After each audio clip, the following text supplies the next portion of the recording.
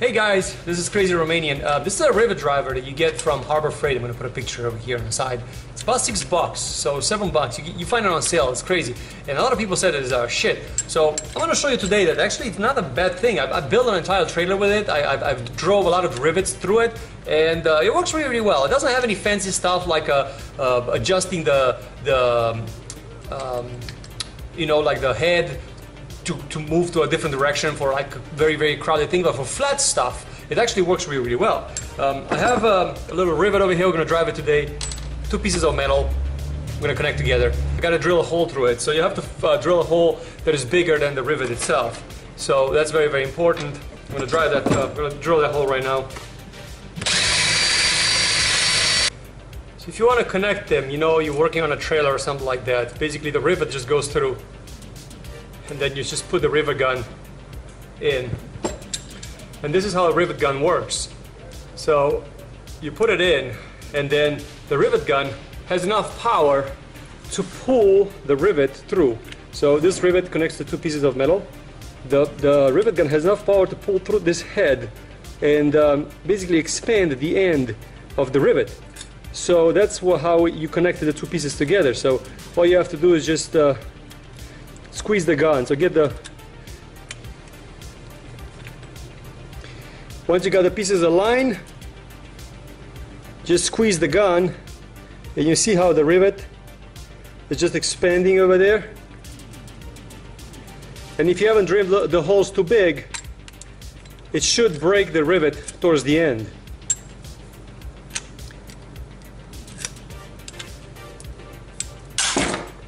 There it is. I have to use 2 hands because it's designed to break off.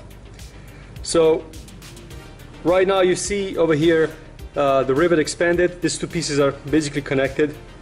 So it's expanded on both sides, and then this just holds things together.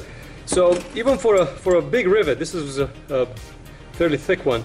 It grabs and it breaks it really, really easy. As I said, it's a fairly good gun. If I have a complaint about it, is the fact that once you put the rivet in, so yeah, once you have the rivet in, when it starts to catch, you have to have a pretty big hand to be able to squeeze it. So it's fairly big distance, so you're going to have to use 2 hands.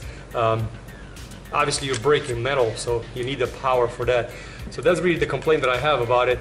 But otherwise it works really, really well. There is no adjustment for it. There is a little wrench over here to change the rivet heads. So if you have a smaller rivets, this bag is full of little smaller rivets, then you could change the head so it has multiple heads. They stored in the handle. So for a rivet gun, I don't think it's a bad acquisition to have in your garage.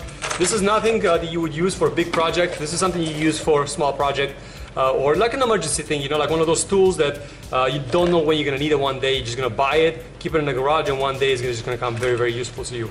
If you're you know, like a repair shop, like some kind of like a car repair shop, and you do this every day, and this is something that you use every day, obviously it's not meant for that. It's just for the, you know, for the fan that just wants to have a little gun in the house. I picked it up 5 or 6 years ago, a long time ago, and just sat on my shelf in the box for the longest time. And then one day I was building a trailer, and I'm like, man, I gotta drive a couple of rivets. It felt so great, the fact that I had it.